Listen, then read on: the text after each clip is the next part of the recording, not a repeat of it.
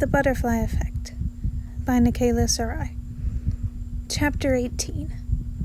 All These Changes. The warp had taken far too long. Thomas frowned, watching Roman from the edge of the time stream as the actor gave a soft laugh, leaning against the dressing table, his fingers brushing a pile of papers as he watched the door swing shut. And now Roman was paying the price. He should have known better than to mess with a black line. He should have worked harder to convince the actor that this was a decision that couldn't change. Once a line went black, it stayed black. But no, Thomas had to open his mouth and say that it had changed. He had to give Roman hope that he could improve Logan's life. A hope fully realized. It had taken ages. He'd seen the tiny ripples in Roman's lifelines as he'd altered the punch, as he brought Logan inside that tiny apartment, as he bargained with the young man about staying. The line had stayed black, the golden stars on Roman's lifeline unflashing, until he'd seen the defeat in the actor's posture, seen the tensing in his shoulders as Roman closed his eyes, preparing himself. Logan's lifeline had stayed black, until Roman spoke. "Yeah, I'll be there, Misty. You can count me in." Only then had Logan's lifeline quivered at the point where it intersected with Roman's, the darkness thick on the line fracturing and dissolving. And like a vampire draining blood from its victim, Roman's lifeline faded, the brilliant blood-red color washing out into a faint rose shade as Logan's line grew more vibrant, ending up the same brilliant red as Roman's had been seconds before. Influential. The CEO making huge strides in changing the world now that the black had completely gone. Just like Roman's stardom-filled life. All his fame, almost all of his influence, gone. Just like that. It would be another decade, at least, before Roman would find his lifeline back to its brilliant red color, mostly obtaining minor roles in the meantime, and only a handful of leads to his name. Thomas hunched his shoulders, watching the smile fade from Roman's face. The actor exhaled, turning back to the mirror, leaning forward to study his reflection, eyes unreadable. Thomas grimaced. He didn't need the ability to read minds to know that Roman wasn't happy. He'd seen this a million times. That look. As soon as he appeared, Roman would be demanding for a way to fix it. A way that wouldn't work. Previous warps had never been satisfied with their attempt to fix things. And in the end, their warp would end up green. Roman, in his attempt to change Logan's life, had officially made this a failed warp, just like the others. A green. Another tally mark that would drop Thomas lower in the ranks as a time genie. Steeling himself to face the inevitable, Thomas stepped out from the time stream, choosing to shimmer into view in the ensemble's dressing room instead of pulling Roman back into the rainbow current. If Roman was going to yell at him, it would be best to do it here, where his past wouldn't be popping up with options of things for him to change for his final decision. The actor's eyes flickered to Thomas's reflection before lowering his head to look at his hands, his eyes unfocused as his fingers curled slightly on top of the papers and pictures sitting there for his now minor role in The Haunting of Anxiety. Thomas opened his mouth, his reflection showing him shimmering with more greens and reds as he struggled with what to say. This was when he wished he could read his warp's minds. What was Roman thinking? What was he seeing in himself? Roman glanced up and quirked an eyebrow, a small smile playing on his lips as he slowly turned, crossing his arms as he sat back against the table. "You look like you've come to a funeral, G," he said mildly. "I can't have screwed up my life that badly." Thomas blinked, fingers twitching. He'd expected anger, not a smile. "It will take you at least another decade to reach the same level of fame you had before you made this choice," he said quietly. Roman popped his lips, nodding thoughtfully. That wasn't the reaction he'd expected. He repeated. Roman, you just... He raised an eyebrow.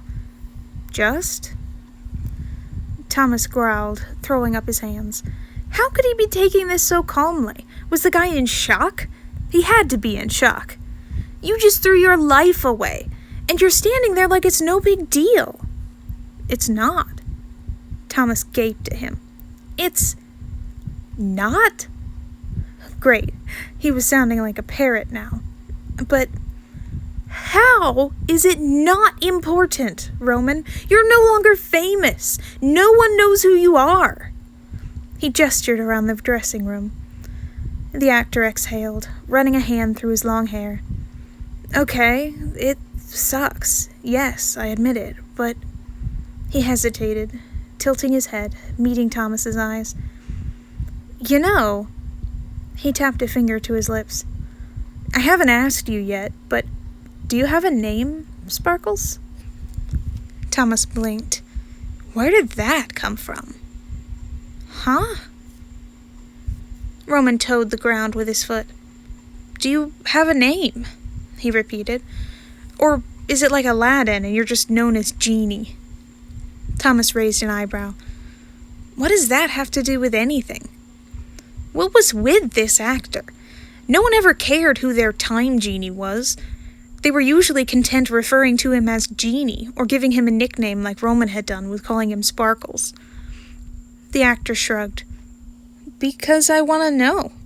It doesn't feel right for me to be calling you Sparkles when it's serious talk time. Oh, wait, serious talk time? No, it's not Genie. He hesitated. Can you not tell me? Is that another rule? Thomas shook his head, working to keep the rainbow on his skin under control, hiding his nerves. No, it's not. It's just... No one's ever asked before. No one ever cared. Why did Roman? He was an actor. They were notoriously self-centered. Only... Hadn't he just used 2 life-changing decisions to help his friends instead of himself? I'm asking. Roman gave him a soft smile. What's your name? His stomach flip-flopped. He shouldn't be feeling nervous. He was the time genie. He'd seen all sorts of lives and horrible circumstances, and he wasn't sure what Roman would think of his name. It was so common in the human world. Nothing mythical like Calypso, Talon, or even Joan. Even Roman's name was more unique than his. What if he laughed? My name... He gave a one-shoulder shrug, unable to hide his unease. Is Thomas. Roman's eyes lit up.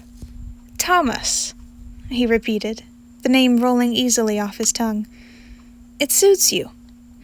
He flushed, feeling red highlighting his cheeks and ears. Thanks. Roman inclined his head. Is it just Thomas, or do genies have last names too? Thomas shrugged, fighting to keep the smile off his face. It's Thomas Sparkles. Roman jerked, leaning forward, eyes wide. No way! He cut off as Thomas ducked his head, his body shimmering golden yellow as a muffled laugh escaped him. He hadn't actually thought Roman would believe him. The actor clicked his tongue, flushing. Okay, you got me with that one. Though truthfully, I was expecting rainbow or clock or something. Rainbow? Thomas snorted, losing control of his laughter once more. That was the stupidest thing he'd heard. Just because he had the coloration of one didn't mean he'd use it as a name. Roman grinned, his own laugh joining in with Thomas. Hey, how was I supposed to know? He wasn't. Though it made sense. Last names were quite popular among the humans. It's just Thomas. Genies don't have last names. They don't? How... Wouldn't it get confusing if there were another genie named Thomas? Thomas shrugged. If there were more of us, maybe. But genies were hardly a cup of water in the ocean that was humanity. Having the same name as another genie just didn't happen. Good to know, Roman exhaled, shaking his head. But really, Thomas. He suddenly pushed away from the desk, taking him by the shoulders, a soft smile on his lips. Relax, okay? You showed up looking like I just told you Christmas was cancelled, and it's not. Thomas stood frozen, eyes wide. He'd been expecting a physical punch here, not an emotional one. Was the actor trying to comfort him? Dude. Roman let go, spreading his hands peacefully. I know I was hot-headed and self-centered when I was younger, but... He shrugged. I'd like to think I've grown out of that, at least a little, since then. He brushed the crown necklace. A setback in my acting career isn't ideal, no. But Patton's a doctor now, instead of a homebody sitting in a wheelchair. Logan is a CEO of his own company instead of a criminal. He shrugged, resting a hand on the table, once more brushing the papers stacked there. That's all because of me. Because you, Thomas, gave me the chance to do so. Patton, Logan. He said the names fondly. They're changing the world more than I ever could on stage. It's definitely worth it to lose a little fame, to see them living better lives. Thomas inhaled shakily, blinking the tears from his eyes. Maybe this warp wouldn't end up green after all. You haven't even made your third choice yet, he whispered. How can you be so confident it will all work out? Roman grinned, taking a hold of the watch, the device glowing between his fingers, indicating he'd already made his third choice. Again, with no further help from the time stream. Confident? Hardly. But I'm an actor. I'm good at pretending, he said, his voice ringing in Thomas's ears as the time stream surrounded them once more.